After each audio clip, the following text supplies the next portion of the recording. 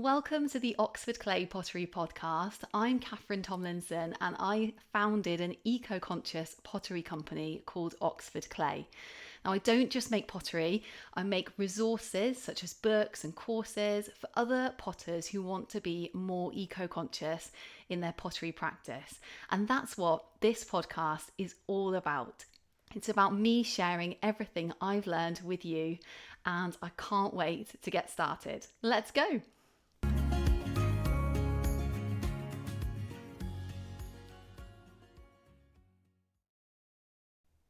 Hello, so before we get on with the episode, I wanted to tell you about two completely free guides that I've made just for you about pottery. And the first guide is called How to Make a Pottery Glaze. So if you've ever been curious about how to make your own pottery glaze, this guide will show you exactly how to make your own glaze from start to finish. It tells you all the ingredients you need. It tells you step by step how to make the glaze, how to stay safe when glaze making, and it's got a stoneware glaze recipe in there. And if you've been curious about how to fire pottery, I have also made a guide on electric kiln firing. So this guide will tell you all the different terms that's used in like kiln firing, and what they mean, and it also takes you through the exact firing schedule that I use to do my bisque firing and also stoneware glaze firing. So it's got all the temperatures in there, all the timings in there, and both of these guides are available from the Oxford Clay website at www.oxfordclay.co.uk/resources for potters. Okay, let's get on with the episode.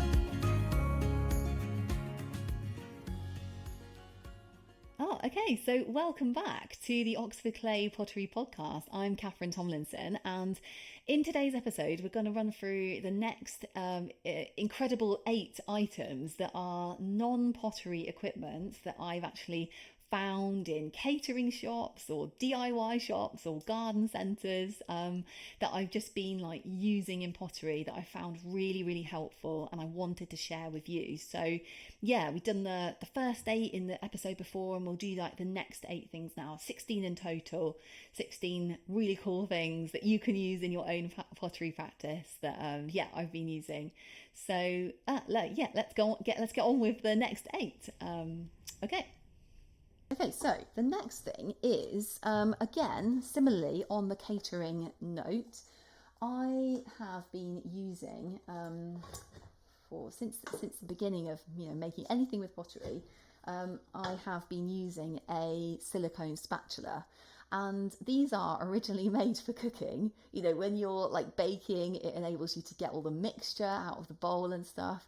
But, similarly, it enables, if you're making a glaze or if you're using any kind of like liquid, in pottery, so you're decanting a glaze into a mixing bowl, you want to sort of, paint on glaze or something, and then you just want to get it back into the glaze container. A silicone spatula is so good, and it's so good. You can use it for stirring glazes as well. I use mine for like stirring my slip when I'm slip casting. I use it for like stirring glazes. I use it for getting all the glaze off the side of a bucket. I use it for getting the last little bits out of like a glaze out if I'm making a glaze. They're just so helpful. It's like enables you to kind of not waste any glaze or slip or anything that you would normally just like wash away. It enables you to get equipment really, really clean, like those bowls really clean. They are so good. So definitely recommend silicone spatulas. Okay, so the next thing is just a plastic scoop, and I got this. I'm holding up a black plastic scoop that I actually got from the DIY shop, and I think it was in the gardening section. So I actually think this is kind of for scooping. I guess you could use it for scooping soil, scooping sand, scooping grass seed maybe. It was right next to this kind of big bag of grass seed. I guess scooping soil is its main use. But I just used this big scoop. It was like £1 in the UK, and I just use it for scooping like anything that I'm making, like slip or glazes, I'm going to need to be scooping like dry ingredients. So obviously I've got my FFP3 face mask on when I'm doing that, so there's no dust going into my lungs or anything, and I can scoop the ingredients I need. It's a great big scoop that I can just use to scoop the dry powders and tip them into a bowl when I'm weighing everything out. So yeah, it's much easier than using a kind of small spoon. I can just get loads in the bowl all at once, and it just makes it loads quicker. So good. Okay, so the next thing that has been so useful in terms of pottery, but it's not actually made for pottery, is a pestle and mortar. So you can buy pestles and mortars from this was from a catering shop. The one I'm holding up is kind of made of stone. I think it must be made of marble or granite or something. And you can get them made from pottery. You can get them made from sort of different. You probably have one that cast as well. But the one I've got, it's made from stone, and I actually use it to crush glass. So sometimes I use glass in my work. I've spoken about this before in the podcast, but what I do is I crush the glass, recycled glass that I found. I crush it into a powder. I use safety equipment, goggles, and I use my FFP3 face mask, and I also cover the pestle and mortar with a tea towel, and I basically crush the glass up, make sure being really super careful there's no chips going out or anything like that, springing out at me as I'm crushing the glass. But I crush it into a powder. You've also got to be really, really careful that you don't accidentally get the powder on your skin, in your eyes, anything like that. You just do not want that glass powder anywhere near you. Do not want to ingest it at all. So I'm really, really careful. I basically just scoop a little bit onto some pots so I use it basically decoratively.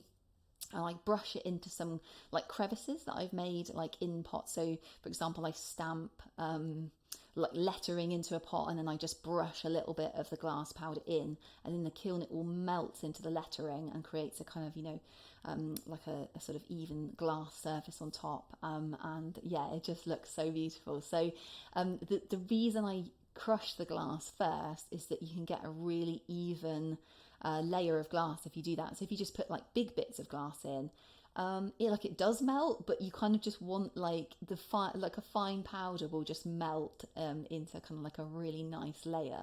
So so pestle and mortar, I would really recommend using that to make your glass powder. If glass is something you wanted to use in pottery, I've done a whole episode actually on using glass in pottery. If you're interested in that, and it's it can be really good. It can, you have to use it with caution, and generally you have to use it in a decorative way. You can't use it for dinnerware. Don't use it for dinnerware. And sometimes bits of glass can kind of come off after it's fired and stuff, so you do have to be super careful. But that's why glass powder is really good, because it will kind of go right into any kind of decoration. Say if you've etched a decoration or something, glass powder is really good, because you can just push it into those crevices, and then it will fire, and it fires really beautifully, just all melts in there. So it's really good. So pestle and mortar, my hero. Making me be able to use glass. It's so good. So we've done quite a lot of these. Right, let's move on to this. I'm holding up now a slate, right? A flat piece of slate, which I actually got from a homeware shop. So a flat slate, they're actually used as table mats, in the real world sort of thing. But in pottery, they are so good to put your work onto. So the reason I got these was because I was using wooden boards when I was, say, you're throwing a pot on the wheel, and you want to take it off the wheel, and you cut it off, you put it on a wooden board. What I was finding was that the water in the pot was actually making the wooden boards warp. And this is a perpetual problem. Like, we had this when I used to go to pottery evening classes.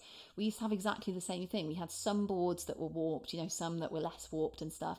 And it's really tricky because you don't want your, pot that you've taken off the wheel to be on a board which is then going to warp, because, you want it to be dead flat, because that's what you want the base to be like in the end. So if it's like on a warped board, that's just like no good. So it just really got me thinking. I was like, well, what could I use that's not going to warp? And I tried for a bit using a plastic like chopping board, and that did work. But then I found these slate sort of table mats, and they just worked like so well because of how flat they are, and because of the fact that they were like really, really big as well, and they were really affordable too. So yeah, it's just like a flat piece of slate. It's not going to warp because it's made of slate, and you can just cut your pot off the wheel and slide it onto there. They work really, really well. You can actually use them for making work on as well. Because they're so flat, they're really excellent for you can do detailed work on there. It'll keep the base of your pot really flat, and yeah, they're a great surface to work off. The really good thing as well is that they're portable, so you can just pick it up, and you can say put the whole thing on the shelf if you want. If you don't want to be picking up your work, you don't want to picking up your work and then sort of damaging it maybe if you kind of moving it. You can literally leave it on the slate, but just slide the slate onto a shelf or something to dry. Yeah, I'd really recommend those. They're really good. Okay, so the next thing is just a normal tea towel. So tea towels, you can get it from anywhere really, like supermarket or something. Okay, maybe not anywhere, but you can definitely get them from the supermarket. And, quite often in the supermarket, you'll get really nice, cotton tea towels, nice fabric, tightly woven, not much kind of grain to them. They're just a lovely, smooth cotton tea towel. And those types of things, types of tea towels, types of fabric are so good to use as rolling cloths. So if you've ever rolled out clay, the basic principle of rolling out clay is basically get your very well wedged clay and then, roll it out onto a cloth. And that enables you to, well, first of all, it won't stick to whatever you're rolling it onto. And then you can actually peel it easily off the cloth, reposition it, put it back down again, and then keep on rolling. And using a rolling cloth is really kind of, the basically the best practice in terms of rolling clay out. It enables you to get a very smooth flat surface. It enables you to kind of like I said, get it off whatever the surface you're rolling it on. And if you're using a very fine grained cloth, then you will hardly see, you won't really see any kind of cloth marks on it, that kind of impression of the fabric onto the clay. So that's why tea towels are so good for rolling cloths, and they're already hemmed, so you don't have to hem them. They're just so good. So it's an already hemmed, perfectly sized rolling cloth ready to go is a tea towel. So yeah, definitely recommend tea towels. I actually use tea towels for all sorts of different uses as well. Obviously I use them for drying my hands. I use them for, drying equipment, but I also use them to wrap my work in when I sell my work, when I say take it to the shop to sell and stuff. I wrap my work in a tea towel, and then I can just keep on reusing that. I don't need to use newspaper or anything like that. I use tea towels for just making a really soft surface when I'm if I'm making a pot, say I've slip cast something and I'm decorating it, I can just put it on top of a tea towel just to kind of cushion it, and I don't want it to go out of shape and stuff. A tea towel is just a really good surface for it to kind of rest on, whilst you're doing some decoration and stuff. So yeah, tea towels are so good. It's so good to have a few tea towels around, when you're making pottery. And the really good thing is when you set your work, say on top of a tea towel, just kind of if it's sort of gently drying there, the tea towel will absorb some of the water as well. So kind of it's still going to be sort of drying. It's a nice soft kind of place for it to dry. It's not going to get knocked or damaged and stuff. So yeah, tea towels are so good. Okay, so I think we're nearly at the end of my massively long list of really useful things that are not pottery, but you can use in pottery.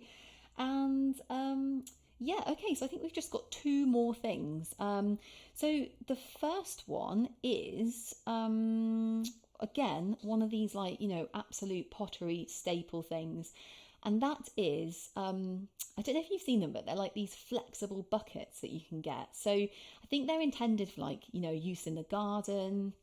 They kind of have like two handles, and they're kind of they're flexible, so you can kind of squash them. And I think the idea is that you can pour out of them, so you can pour water out of them. You can use them for like hauling kind of like soil around the garden and stuff. So I've seen them a lot in like DIY shops and stuff. But I actually use these. They're so good. I actually just fill one up with water, and I kind of use it, just during the day to kind of like wash everything in and stuff. But I also use one for mixing plaster in, and that's when I'm making my my like plaster molds for casting, for slip casting, because the really good thing about these buckets is that you can actually mix up plaster in them, and then you can, by kind of squashing the sides of the bucket, you can actually make a sort of pouring spout, and you can then just pour like the plaster really accurately, like into like whatever you're pouring the plaster into. So yeah, so I've just realised I've actually got another thing to tell you about. So it's actually not two more, it's actually three more. So the bucket was like the third last one, because it's just made me realise that when I make plaster molds, I actually use a Tupperware box. So I basically put the enamel dish upside down into a Tupperware box, and then I would pour plaster like around the dish contained in the Tupperware box. So yeah, I've done a whole episode on like how I actually make a one-part mold for slip casting. So if you're interested in that, but yeah, like the Tupperware pots are like so good in pottery. So not only do I use Tupperware pots for casting into, because they contain all the plaster really well, and then you can, they create a great shape as well, and then you can just turn it out. I actually use them for keeping clay wet. So if I've sort of half finished making something, I'll just put it in a Tupperware box, or I'll put it in one of those like plastic storage boxes, and it keeps it wet, until the next time I can work on it. So yeah, they're really good plastic boxes. They're really fantastic in pottery. Like I've got some clay I've already rolled out, which I use for decorating some of my pots, and I cut little shapes out of it and stuff. And I actually just have that just stored in a plastic Tupperware box that I just got from the supermarket. And the clay stays really wet in there, and then I can just open the box, take a flat piece of rolled out clay, and then just cut my shapes out, put it back in again, and just keep it wet. And it's really good. It's like it means that like you don't have to be like rolling clay out every time. You can just keep it wet, in these Tupperware boxes. Yes, the Tupperware, so helpful. Okay, so the very last one on the list is of things that you can get from anywhere that you can use in pottery that are not specifically for pottery, are makeup brushes. And makeup brushes are so amazing for using in pottery for glazing, right? So in pottery, there's this like specialist brush called a hake brush, which is made from like goat's hair. And like a lot of makeup brushes will kind of mimic this hake brush, because they'll be like very big, bushy brushes. So if you think about like a bronzer brush, or like a blusher brush, or any brush that you use for like sort of like foundation or something, they are big fluffy brushes that you can use really well for like glazing. Basically they take up a lot of glaze, and then you can just brush on the glaze for your pottery. So the advantage of using makeup brushes is that quite often, rather than like specialist pottery brushes, quite often they'll be cheaper, and quite often they'll be made of synthetic fibres. And if you're vegan, if you don't want to use like animal fur, or in animal hair in your pottery practice, or you're not vegan but that's just not something you want to do, using animal hair, quite often those brushes, they're from animals like in the fur industry and captivity and stuff, or they can actually be taken from like wild animals as well. So yeah, using synthetic brushes are, it's a really good option. They actually last longer as well than animal hair brushes. And they're quite often like cheaper as well. So the really good thing about makeup brushes is they're quite often very clearly labeled synthetic or like vegan friendly or something. And so yeah, it's a really good option if you wanted to like a big brush to paint on glaze with, but you don't want animal hair brushes. Makeup brushes are brilliant. And another thing I actually use big makeup brushes for is when I'm slip casting. Sometimes the clay can get like the liquid clay. It's meant to be liquid clay, but sometimes it can get stuck in the thing you're casting, even in a 1-part mold where literally it's like an open kind of bowl shape. And and you're trying to like pour that clay out. Sometimes it just gets stuck. It kind of settles into kind of especially if you're casting stoneware clay, it can be a real issue. So what I do is I just dip a really big makeup brush, like a kind of bronzer blusher brush into the slip, and then I just swirl it all around on the kind of on the inside of the shape I'm casting, and then I pour it out, and it really just helps to kind of loosen up that clay because the brush is so soft as well. Makeup brushes are so soft. It really like leaves a really great surface onto your cast item, so you're enabled, you're kind of brushing the clay out of your mold, and it leaves a really great fine surface, and then you don't have like excess clay in your slip cast thing. So makeup brushes are so good. And you can get makeup brushes like, say for example, like eyeliner brushes or eyeshadow brushes or something. Ones if you want to do like much finer work, you can get like obviously synthetic like artist brushes as well, which do a really good job, but that you can get makeup brushes that you can still use for like very fine work as well in glazing. So yeah, that's a top tip in terms of like using brushes in glazing, makeup brushes. Okay. Wow. So that was a long list, and luckily we've split this into 2 episodes. So if you're listening to just this one, there's a whole nother episode of 1 to 8. And thank you so much for joining me on this episode, and hearing about all the different things I use in my pottery practice that are from like DIY shops or like the chemist or the garden centre and stuff. There's so much kind of out there for you in terms of like the equipment. You can pretty much use anything in pottery, to be honest, like any kind of equipment, but especially catering and DIY equipment. It's so good. There's so much stuff that we can use in pottery in those 2 industries. So yeah, I hope that you've enjoyed like hearing all about like the things I use, and yeah, thank you so much for joining me. I've really loved talking to you about this, and I can't wait to see you on the next episode. And until then, very happy potting, and I'll see you soon. Bye bye.